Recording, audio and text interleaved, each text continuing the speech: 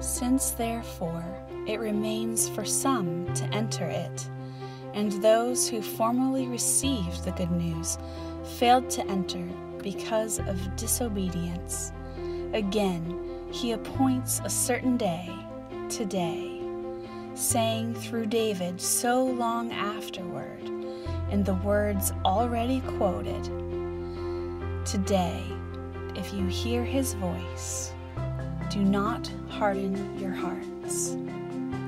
For if Joshua had given them rest, God would not have spoken of another day later on.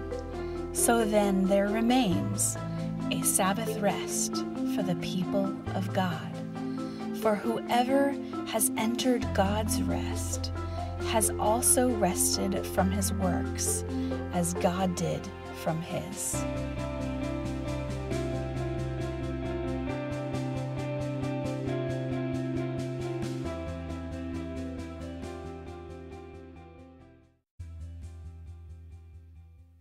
Was leaving Walmart Saturday, a little bit off topic, but maybe you can relate. Leaving Walmart Saturday, is about 11 o'clock in the morning. Heard something on the radio. I came unglued in a spiritual sense, I guess you can say. Heard something on one of the Christian stations that I just felt wasn't right, and my wife just said, "Greg, just chill out."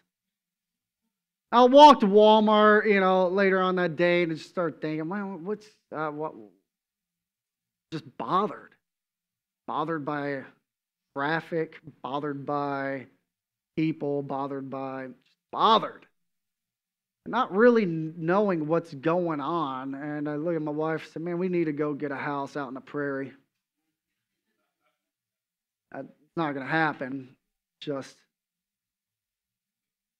don't know if you find yourself bothered this morning. You just can't put words to why you're bothered. But you're bothered. Life's heavy, weighing you down. You can't shake it. We've been in this Be Still and Believe series for 5 weeks now. Today's 5th week. We'll finish it next week. I'm going to add a couple verses on to today, so our scripture reading only went to verse 8. And guys, if I could sum it up in a sentence, it's trust in the Lord. Trust in the Lord with everything you have. If you're new or newer and you're jumping into the series right now, you may feel swamped by the end of this. You may feel as if, what is he talking about? There's so much here. I'll tell you right now, if you walk away with this concept, I've got to trust God in everything. You're going to be resting. You're going to be at the core of what Hebrews is getting at and what the gospel ultimately is geared towards, and that is you finding life in Christ. Trust in the Lord. Trust in the Lord. And we're going to take it, what feels like a long path there today. In fact, I had my message prepared, and Friday I cracked open Genesis 1. I wanted to read the creation account and just see it laid out, and something stood out in Genesis 1 that made me reshape the whole message. And I wanted to see what God did when he worked. How was it laid out in Genesis 1? What was creation all about? We only have a chapter really dedicated to the 6 days. And then we have, the second chapter that unfolds more of the creating of mankind and first few days, I guess, of creation. And then we're already there, chapter 3, Genesis chapter 3. It all seems like it comes undone. But it doesn't, because God is sovereign and is in control of all of our problems, including the Genesis 3 problem. But God's resting. And let's join him. How I titled this. There was a Sabbath day. It wasn't called the Sabbath. It was called the 7th day in Genesis chapter 1. What was the 8th day supposed to be like? Was it supposed to be put on repeat Monday through Saturday, or I guess Sunday through Friday, and then the Sabbath Now that didn't come, that structure didn't come till later on, until the law was introduced and Moses recorded that for the people of God, as the Sabbath was a day to remember. But Hebrews tells us, strive to enter that rest. We'll define a little bit more what that rest is, but God is resting and we need to strive to enter that rest. I said, like, if you leave here today, just remember this. That rest is trusting in the Lord. That rest is giving Him all your problems. That rest is knowing that He is the answer to all your problems. It's all right. I mean, if He's more entertaining than... I'm not here to entertain. I'm here to... however it needs to go. Okay. Let us therefore strive to enter that rest so that no one may fall by the same sort of disobedience. We'll end here today, but there's an element of work that goes into resting. At least the rest that God talks about. And this idea of rest, if you're new to the series, you have to get the concept of napping or sitting in your recliner in front of an NFL game out of your mind. This is a rest that embodies you. It's a state of being. In fact, if you dig into the Greek, you go a little bit deeper, you see the rest that he's talking about. It is a rest that we live in, that we stay in. In fact, it's a little different than the rest Jesus says. It's recorded in Matthew 11, "Come unto me, all you who are heavy laden and burdened, and I will give you rest." That rest is actually a little bit different, more like a 15-minute work break, where Hebrews says the rest that God is in eternal rest. This is what I need this morning. Bothered because I've walked out of this rest for a period of time. We need to strive to enter that rest. I call these sticky note truths, just simply because they see these sticky notes on some of y'all's fridges. Fridge is my friend, and they're just little promises of God that are easy to remember. We looked at this last week. The answer to all your problems is always trusting God. The answer to every problem you have is trusting God. And then the second thing that Hebrews showed us last week is encourage your friends, your loved ones, to trust in God. It sounds simple. It sounds elementary. It sounds like, well, I got it. I'm going home. Guess I'll surf the rest of my life. But remember what Hebrews 4:11 just said. You have to strive. The next time you're at Walmart or wherever you're at and you're bothered by traffic or the people, trust in God. It's not always easy. There's a striving that has to happen. There's a work, a labor that we have to utilize. I'm going to go back a little bit. Genesis 2:15, a little bit of review. I feel like I've just jumped headfirst into this. And I know some of you've been out on vacation and this is like week 1 or week 2, and I'm concerned of swamping you. So try to pull this back as much as I can and feed you as clearly as possible what we are driving at, which is coming from Hebrews. What are we resting from? Why does Hebrews say we have to enter a rest? What are we doing that requires rest? And apparently we're doing this instinctively. We don't have to work at what we are doing that requires rest. It's an instinct that is happening in all of us. I've brought this verse up every week so far, and I'm going to continue to do it because this is key. The Lord God took man and put him in the Garden of Eden to work the garden and to keep the garden. I've hounded on this word keep because this is what man was designed to do, work and keep the garden. And I know it's caused some questions in some of you. Well, what did he have to keep? What does keep mean? And it was essentially preserve the life in the garden.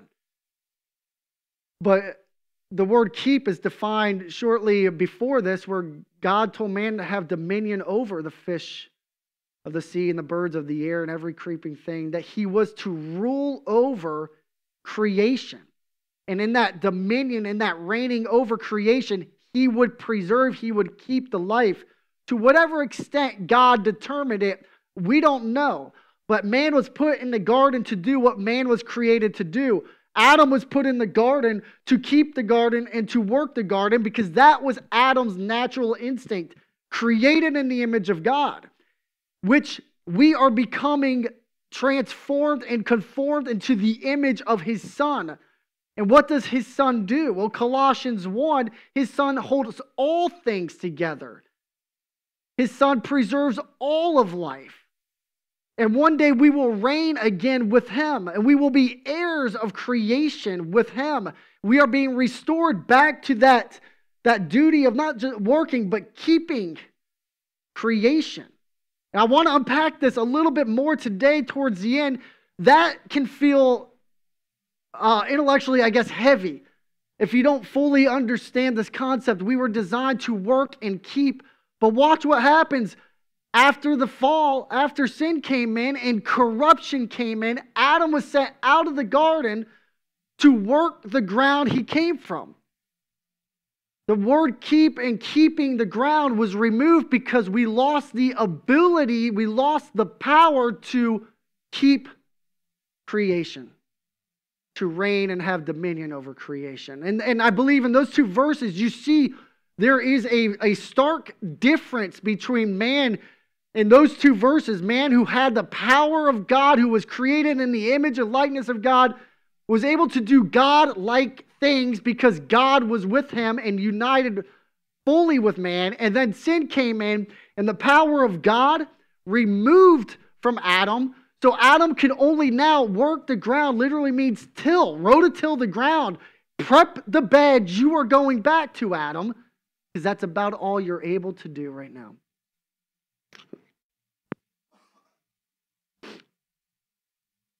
Adam's corruption, mankind's corruption, robbed him, robbed us, robbed you of the power to do what you were designed to do. But here's the problem.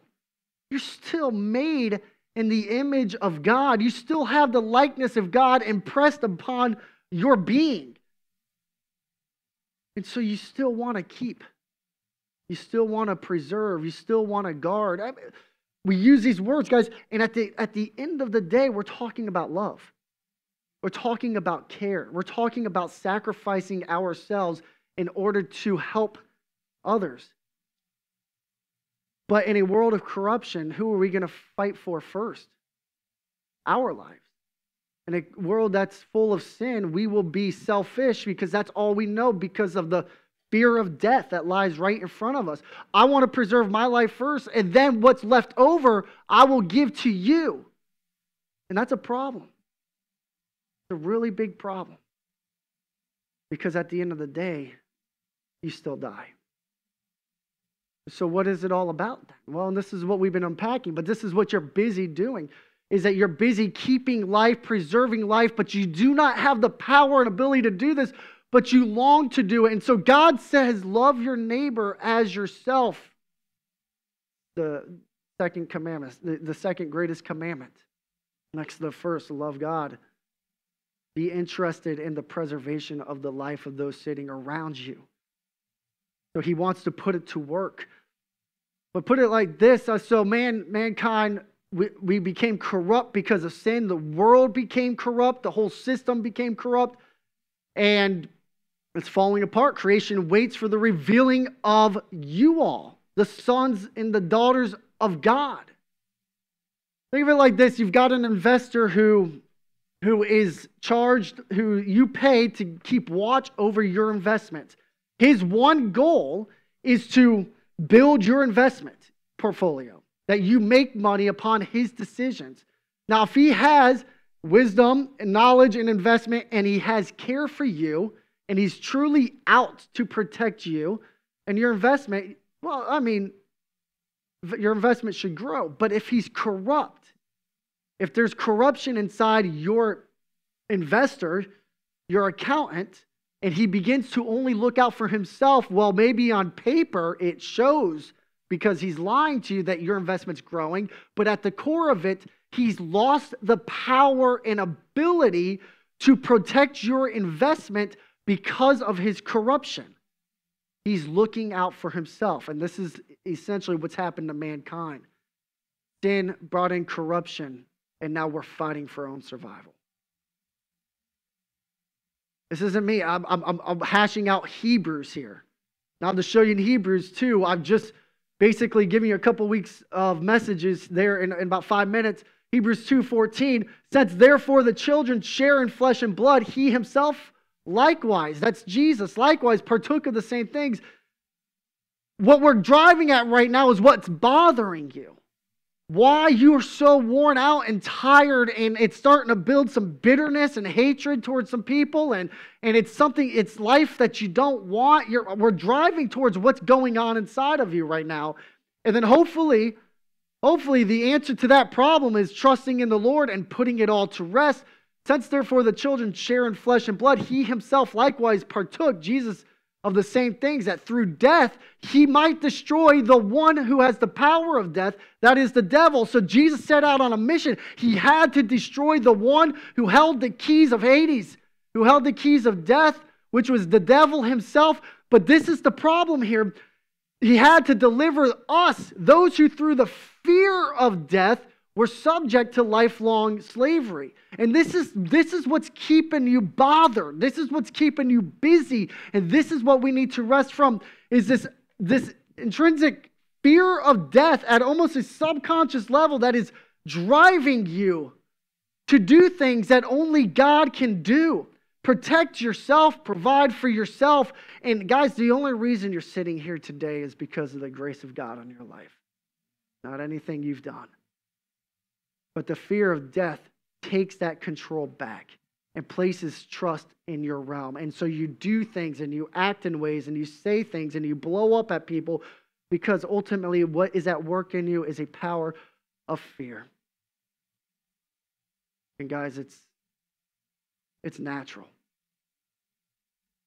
You can't beat yourself up over this. I mean, Jesus said it's so natural. He came to this earth to take on your form, to destroy the one who's at work within you. The power of death at work by the devil within our flesh. And he cut off that life chain, that life support from the devil through his resurrection. He proved that he was the provider and the sustainer through the Father of life. We can't do that. We can't raise our own selves from the grave, let alone keep ourselves alive longer than maybe 105 years. You don't have the power to do that, but you work every day at doing that. But Jesus proved through the resurrection and our Easter story that we celebrate at Easter time that he has the keys to life, that he is life, and he is the way to this life. But we're busy attempting to sustain what we cannot sustain. And he doesn't blame you because you were born into this nature. But he does set out a path of righteousness that leads you back into life. So now, we're verse 6, Hebrews 4, verse 6. I want you to see this fear at work in some people. You may not be able to identify it. Someone told me a few weeks ago, Greg, I get what you're driving at. I see what Hebrews is saying, but I'm not acutely aware that I'm afraid of death unless I sit and think about death. And what's happening is it's more of a subconscious level. It's just a force at work, just like trusting in God can be a force at work. That motivates everything you do. You don't have to call it into being. It's a new instinct that is at work, that is motivating every decision and every reaction in life. And we are attempting to replace this fear of death, you could just say fear, with trust. And that causes some problems, I'm sure we'll talk about here in a second. Since verse 6, Hebrews 4, verse 6, since therefore it remains for some to enter it. What is it? It's that rest we're talking about. The rest of God, to get out of this bothered state, to get out of this I just hate my neighbor's attitude, to get out of this I need a new job, my job's stressful attitude. It remains for some to enter into this rest, and those who formerly received the good news they failed to enter because of disobedience. Who's he talking about?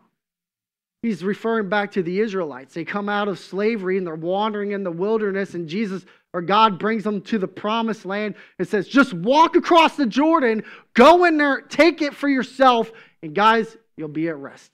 You'll be there. You'll have achieved the promised land, the land I've set out for you. They did not enter it. Why? Well, we had to send some spies. We just had to make sure we knew what we were getting into. Well, what is that doubt? What's fueling that doubt? Well, there was a level of fear at work in them. They wanted to make sure they could actually do what God called them to do. And they come back, 12 of them come back, and 2 of them like, we got this. Let's not even blink. Let's just go. Let's do it now. Why wait? Don't sit there and stare. Let's move. And 10 of them like, no, but did you see their biceps? They were bulging. Their veins were coming across their foreheads. They were all basically Goliaths. We can't do this. Well, what happened? The fear of death took control. We need to preserve ourselves. God does not know what he's talking about. He did not see those giants. Let's stay in the desert. And God says, fine. You want to disobey. You don't want to trust me. You want to live by fear. Stay in the desert. We'll wait for the new generation to come. And those two that hung out, was it Caleb and Joshua, or 2 of them, they'll go into a place. They'll go into the promised land. You see, fear is the antithesis to trust. And yet the fear of the Lord is the beginning of knowledge. And yet perfect love casts out all fear. And yet we are in bondage to a life of slavery that is the result of the fear of death. What Scripture seems to toss this word around often. And we need to know how to handle it and handle it delicately, because you have 2 natures. And one will tremble in the presence of the Lord, and this trembling will bring it under the subjection and the order of God, because it will respect and honor the presence of the Lord, and it will receive the truth of the Lord because it knows its place. And the other is an irrational fear of death that is fueled by deceit and lies and manipulation that has, in the end, no power.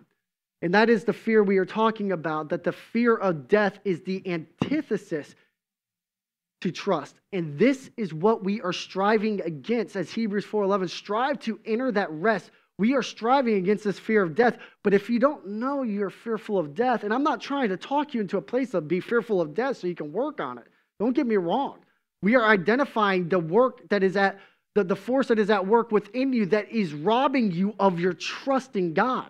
Why is it so hard to trust in God at all times? Because there is this this force that is at work in you that is constantly drawing from you, and it is ultimately the fear of death. Well, you would say, but no, doubt is the antithesis to trust. But those guys, in the desert, their doubt was fueled by what? Fear.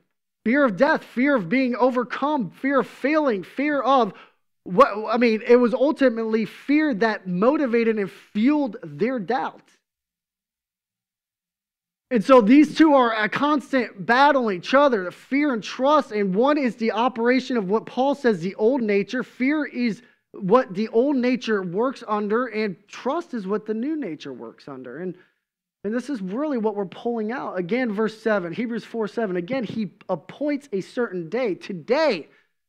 Today, saying through David so long afterwards, in the words already quoted, today, if you hear God's voice, if you hear his voice, do not harden your hearts. Listen and trust. What is the voice of God in your world? How do you hear his voice? So many children of God ask this question, and it's a valid question. Don't get me wrong if you've asked it, or if you're currently asking, what is the will of God for my life? Well, how are you going to know this? He's saying, look, when he talks to you, don't harden your hearts. How do you know the will of God for you and your job and your family and everything? And it's a question that paralyzes us in fear because we are so fearful of missing the will of God that in that moment we forget to trust God and knowing, well, whatever He brings my way is of Him. Can I step outside the will of God? And I know I'm opening up a few topics here that we could run on forever and talk about. But is God really in full control of your life? Do you believe this? Do you believe this? Today, if you hear His voice, church, do not harden your hearts. Do not become stubborn. Do not start second guessing because you're afraid of your life and the consequences and the decisions that may come from it. If you hear His voice, follow it. Trust it. For if Joshua had given them rest, this is fascinating. If Joshua had given them rest, he walked the next generation across the river. The river split open, just like Moses. It was a signal that here's the second Moses. He's bringing you into a land that I have prepped for you. And Joshua walks them in, and they're in the promised land. And here we are reading in Hebrews 4, verse 8. If Joshua had given them rest, God would not have spoken of another day later on. Well, what is he talking about? Joshua got them there. They defeated the enemies of God. But yet, what happened? You read the book of Judges, and these guys start falling apart. Because rest is not a geographical place here on earth. Rest is a place in the heart of man. And if these Israelites would have trusted the Lord all the time instinctively, they would have been at rest. But mankind, it's not. This is why we're striving towards this. Not easy to do, especially when you have giants in your life. And I know that many people may be telling you, look, just trust God. Just stop and trust God. You'll defeat the giants. And you've seen the giants. They haven't seen them. And you said, man, he's a really big guy. That giant, he can take me out. I don't think you fully understand what I'm going through. Well, God does. This is why He's saying you have to strive. He's not saying just do it. He's saying this isn't going to be easy, guys. And you might have been taught that trusting in God was one of the easiest things to do. We're not talking about a trust that ushers in salvation. We are talking about a trust that operates off of the salvation that God has brought you. There's giants out there. Are you going to be David? Or are you going to be like the 10? And even that statement right there puts a little bit too much burden on you to power through this. Because it's not your problem. It's not your giant. It's God's. But, for if Joshua had given them rest, God would not have spoken of another day later on. The rest is not a geographical place here on earth. It's not going to be a new home. It's not going to be an amount of money that you're making. It's not going to be that dream job. It's going to be a state of being that you find yourself in, regardless of your circumstances. They did not achieve the rest.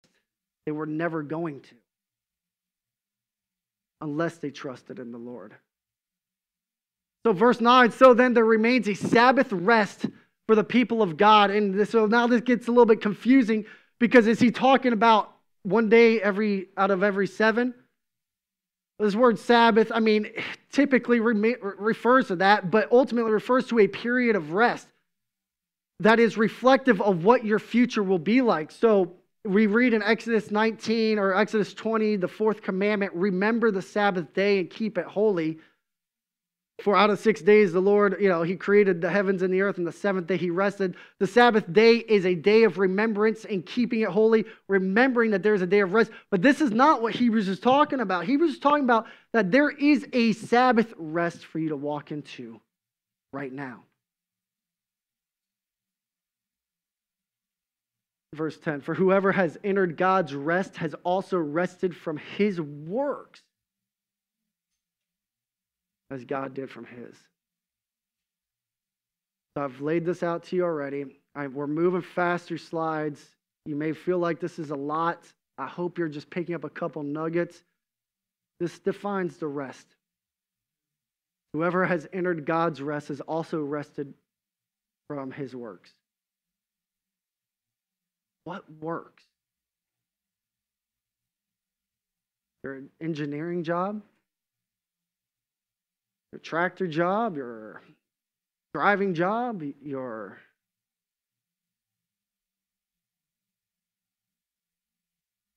It's just going to take time for some of you to have this wash over you. Not my words. Hopefully not my words. Hopefully the words of God preserved in his scriptures. That's not what you're busy doing. Those are the things God has called you to do. What you're busy doing is trying to keep your life. And you need to rest from that. You don't know what tomorrow holds, let alone what the next hour holds. And guys, in and of itself, that's a very scary thing. But when you trust in the Lord, the fear of it dissipates. And you can begin to set out and do with all your might what God brings you to do. But God rested from his works. So God rests from his works, day 1, day 2, day 3, day 4, day 5, day 6. And we will rest from our works like God rested from his. Did God pick up the hammer again? Did God go back to work? Well, he's already said, we can enter the rest that God's in right now. Apparently, it only took God 6 days, and then he entered into an eternal rest. He set creation in motion. I'm going to show you, though, here in a minute. Let us therefore strive, verse 11, to enter that rest, the rest that God's in, that no one may fall by the same sort of disobedience. Talking about the disobedience of not trusting in the Lord and being led by the fear of death.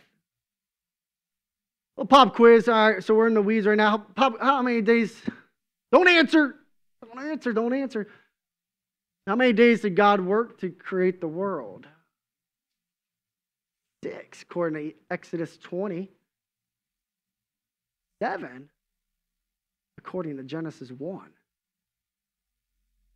On the 7th day, God finished his work. Just, all I can say is fascinating. The 7th day, God finished his work. So I checked multiple translations to see if this was an ESV kind of thing.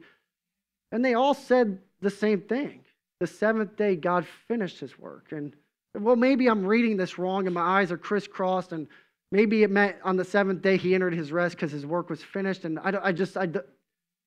what did he do on the 7th day? I don't know. We can only theorize and we're wasting time. I've got a theory. I think Adam discovered fire really quick and was about to set the tree of life on fire. Guys, hold on before we enter this rest. Let's just go show Adam how to handle that match before he torches everything. I don't know. We don't know. Maybe Satan entered the garden during this brief moment. Maybe curse and corruption of the world set in this brief moment. We don't know. Maybe he finished it in 6 days, and the 7th day he woke up and rested. Seems like there was some type of activity on day 7th. I felt like that was intriguing enough to bring to your attention.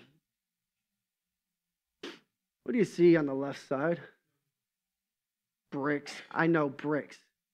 Well, what's the difference between the left and the right? Go ahead, spit out. Unity, pattern, order, chaos. That's exactly what I got on the back screen. Order versus chaos. You didn't even turn around and cheat. So I read Genesis 1 and something stood out that hasn't stood out before. God's working. This is what Hebrews says. God is working. These 6 days, God is working and something is taking place. Let's say he created the world in 6 days. Day 7, I don't know. He was resting. And sorry, I'm thinking maybe he was fishing. I don't know why. But let's just say 6 days. And there's 12 statements in Genesis 1 that are equally split, 6 and 6. One statement, it was so.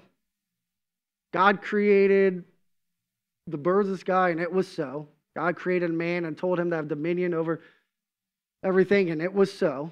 And then the second statement was, and he saw it was good.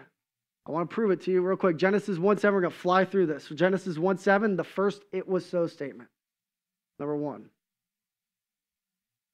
Genesis 1:9, number 2, is the second it was so statement. Number 3, Genesis 1:10, God saw it was good.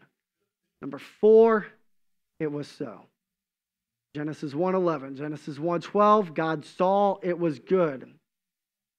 Genesis 1:15, it was so. Genesis 1:18, God saw it was good.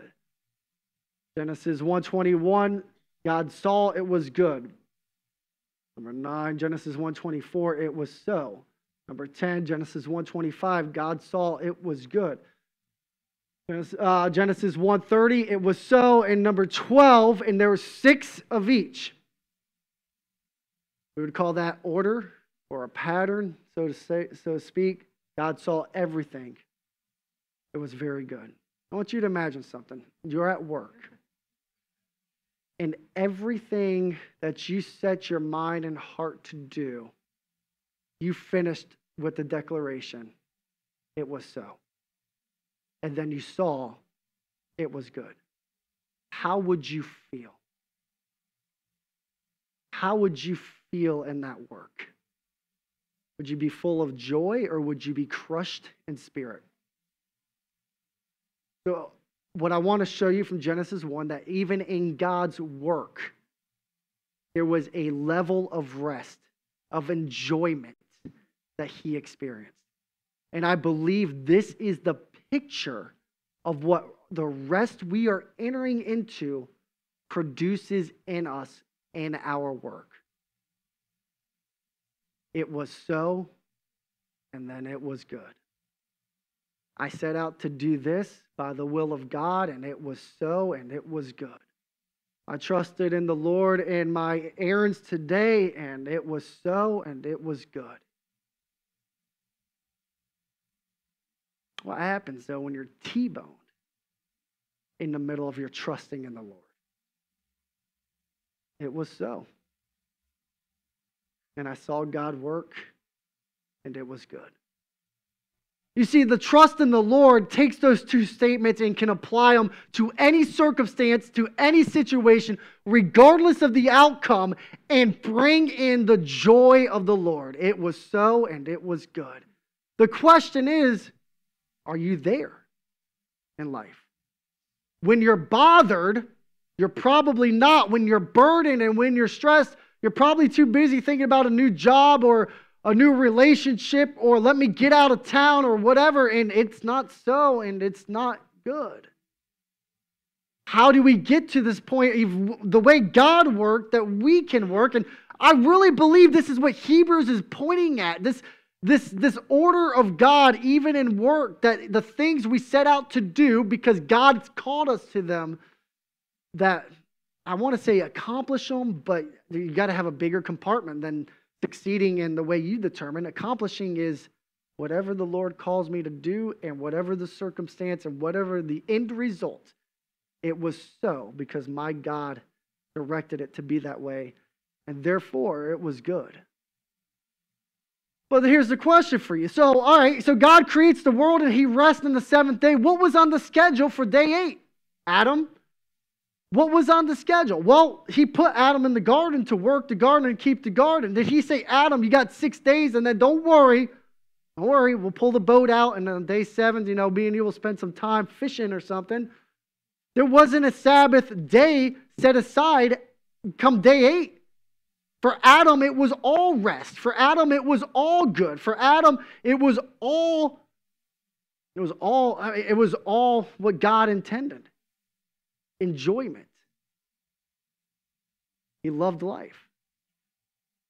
What was on the schedule for day 8? Well, Genesis 1:28 shows us. God blessed them. God said to Adam, hey, day 8, be fruitful, multiply, fill the earth, subdue it, have dominion over the fish, the sea, over the birds of the heavens, over every living thing that moves on the earth.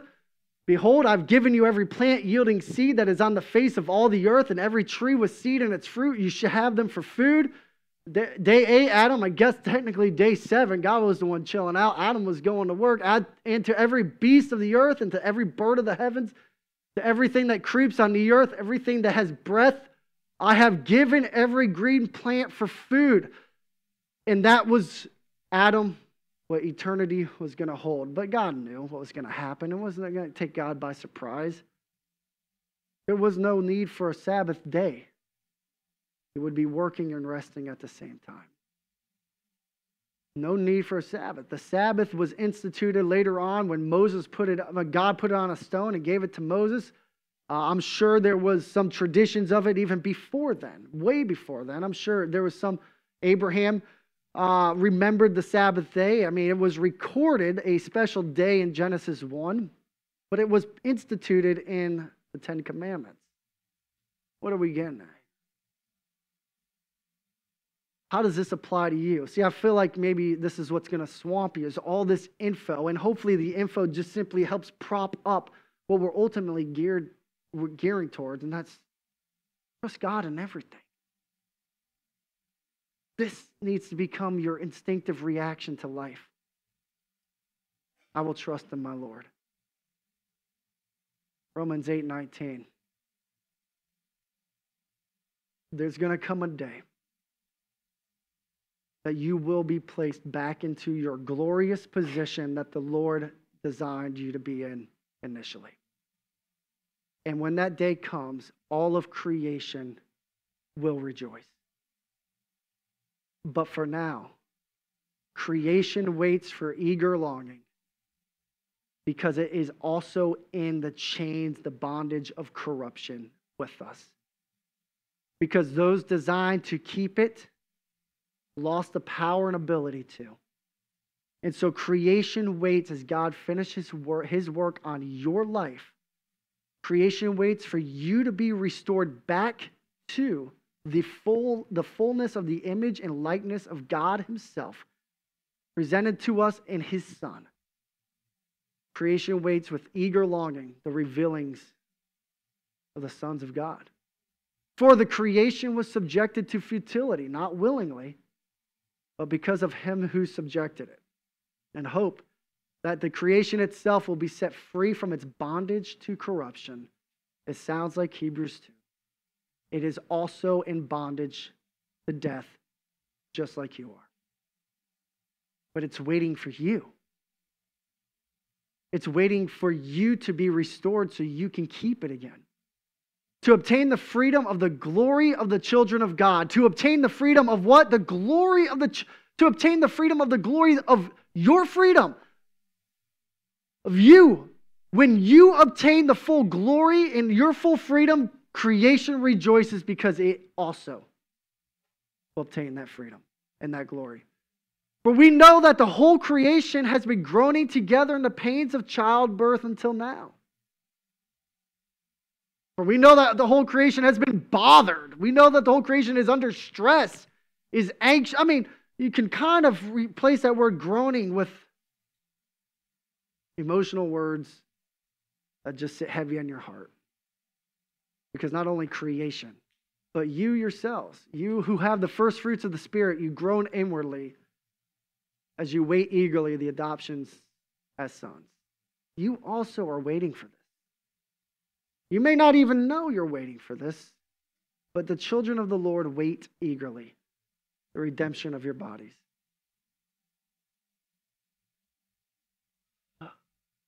Here's when it took place. Genesis 3, the Lord God said to the serpent, because you've done this, cursed are you above all livestock and above all beasts of the field. You see, in that one statement, he reveals the entire world. It's been cursed. The serpent's been cursed above them all. All of creation. That Romans 8 groans as it waits for your revealing. That statement right there shows you when this all took place. And you ladies here, Sarah, you probably know this very well at this moment. I will surely multiply your pains in childbearing. In pain you shall bring forth children. I don't know if that just refers to that moment of birth. But some of you who have raised children, it's not easy. Your desire shall be contrary to your husband. To Adam, he said, because you have listened to the voice of your wife, you have eaten of the tree which I commanded you, you shall not eat of it. Cursed is the ground because of you.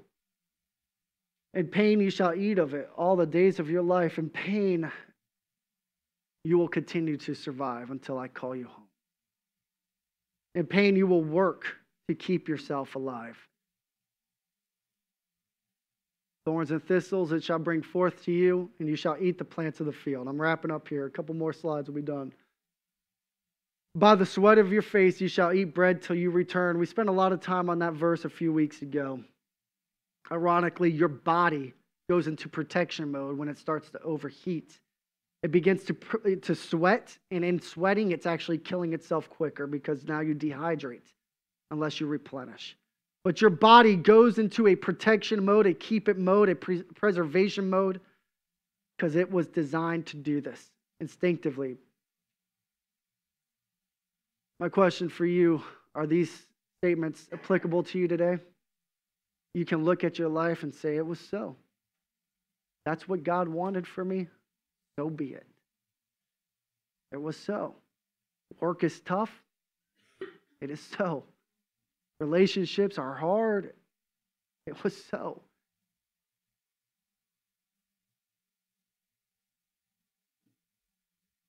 I think the second one's a little harder. And it's good. My pain,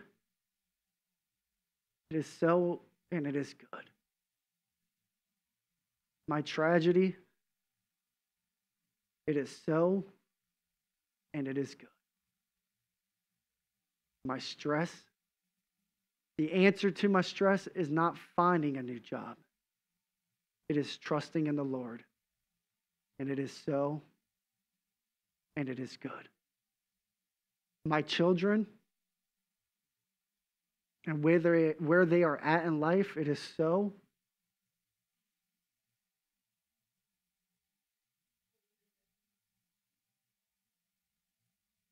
And one day you'll get there. You're not there already. It is good. Thank you, Father, not just for the good times, but for the heartache and the hardships of life. It is in these very moments, in the fires and the storms of life, you are refining me and making me more like you. It is so, and it is good. Are you starting to see how we are striving to get into this place? It's not easy. But this is the goal of your salvation. To rest in the arms of the Father, who will keep you and preserve you. A couple sticky note truths. We're done. When we rest with God, we enjoy our work and our life. That joy we talked about last week, it's hard to describe unless you've been there, and so I failed to have the words to describe it. But I trust what the Scripture says. I know it's there, right in front of you.